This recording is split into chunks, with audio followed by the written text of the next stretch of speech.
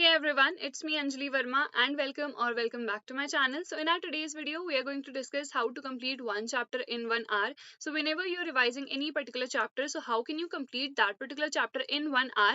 We are going to discuss in our today's video. Now let me just tell you कि अगर तुम लोग कोई भी chapter for the first time start कर रहे हो, it won't get completed in 1 hour. तो उसके लिए तुम्हें ज्यादा टाइम डेफिनेटली उसमें इन्वेस्ट करना ही चाहिए बिकॉज अगर तुम लोग सिर्फ सोचोगे कि यार आधे घंटे में 1 घंटे में हम इसे जल्दी से निपटा लेते हैं, so it will be like कि तुम्हें कॉन्सेप्ट्स उतने ज्यादा क्लियर नहीं होंगे. सो इसीलिए you can just give 3 to 4 hours at least to one particular chapter whenever you just starting. जैसे वन शॉट देख लिया, जैसे 1-2 घंटे का हमारा वन शॉट हो गया, ठीक है. अब उसके बाद हम लोगों ने खुद से बिकॉज डेरिवेशंस वगैरह प्रैक्टिस करे तो हमें 2 घंटे एक्स्ट्रा से लग जाएंगे. तो इसीलिए ये जो मैं बता रही हूँ ना कि 1 घंटे में कैसे कंप्लीट कर सकते हो, this is only for the revision.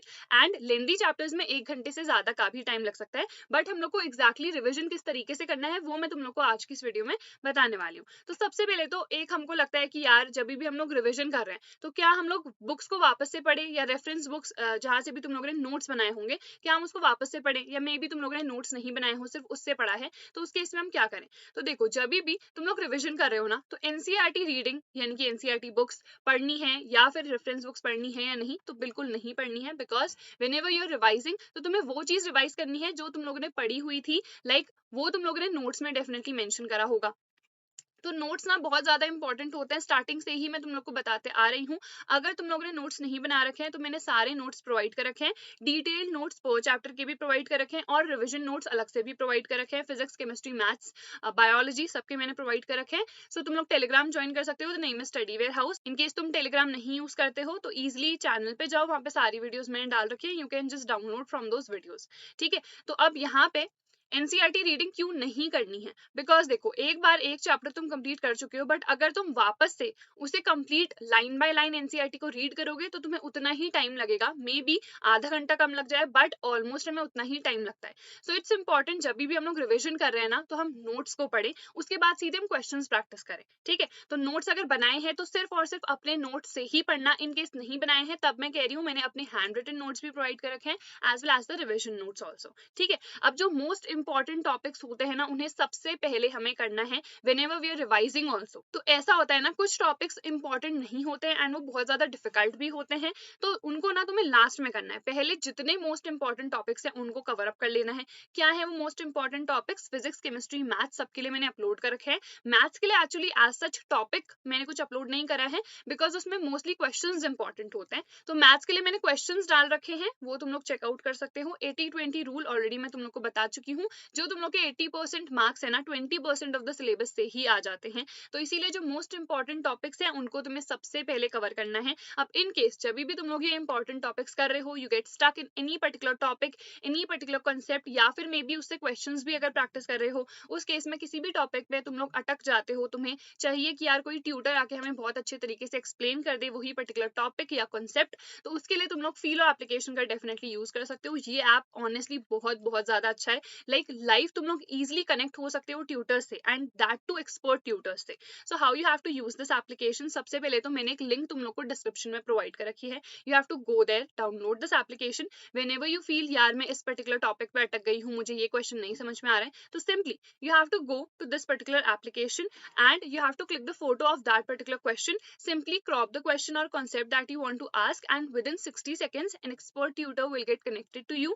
Whatever queries you have, whatever difficulties you're facing, you can easily ask to the tutors. The tutors are available 24/7. night study अगर करते हो तो easily रात को भी तुम connect हो सकते हो. This is India's one and only instant tutor platform.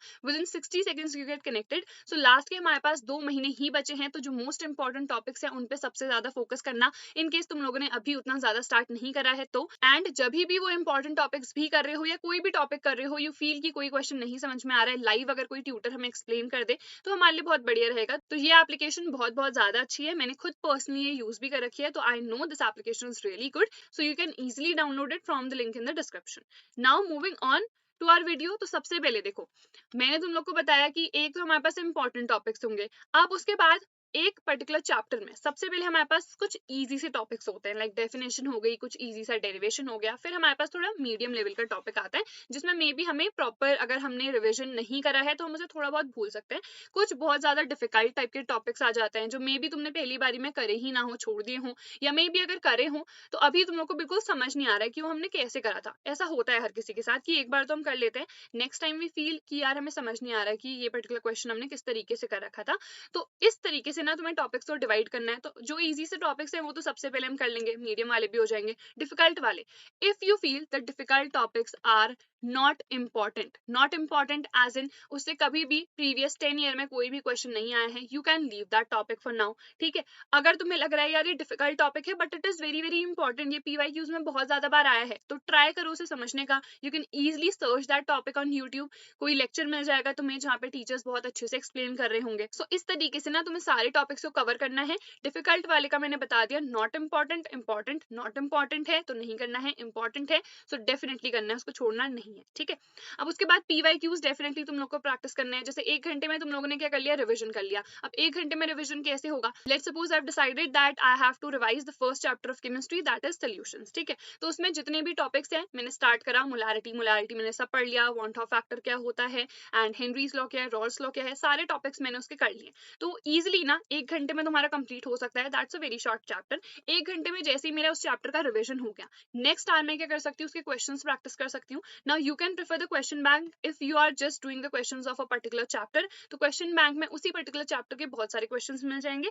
और else you can only prefer the PYQs. PYQs जैसे मैंने एक पीवाईक्यू लिया, उसमें किस टाइप के क्वेश्चंस आए हैं सॉल्यूशंस चैप्टर से ही, वो मैंने मार्क कर लिए, वो मैंने कर लिए। ठीक है, तो इस तरीके से you can either do the question bank और द पीवाईक्यूज। नाउ अभी अगर तुम लोगों ने मेजॉरिटी ऑफ द सिलेबस कर लिया है तो क्वेश्चन बैंक डेफिनेटली प्रैक्टिस करना। इन केस यू फील यार हमारा तो बहुत ही कम सिलेबस हुआ है तो क्या हमें तब भी क्वेश्चन बैंक करना है, तो तब करने की जरूरत नहीं है, तब मेजरली अपने पीवाईक्यूज पे फोकस करना एंड 10 पीवाईक्यूज तो डेफिनेटली करना। एंड एट लास्ट जब मैक्सिमम पोर्शन हो जाएगा तो सैम्पल पेपर्स प्रैक्टिस कर सकते हो। सैम्पल पेपर्स में बिकॉज एग्जैक्टली पैटर्न तुम्हें मिल जाएगा, like assertion reason type questions हैं, केस बेस्ड क्वेश्चंस हैं, एमसीक्यूज हैं, तो वो एग्जैक्ट पैटर्न ना तुम्हें सैम्पल पेपर्स में मिल जाएगा। इसीलिए सैम्पल पेपर्स प्रैक्टिस करना इज इंपॉर्टेंट, बट ये चीज हमको ना लास्ट में करनी है जब हमारा इनफ पोर्शन हो जाएगा। सो आई होप आज की वीडियो ने तुम लोग को हेल्प करा हो। इन केस कोई भी डाउट है, कोई क्वेरी है, you can leave it in the comment section below. So that is it for our today's video. I'll see you guys in the next video. Till then, take care.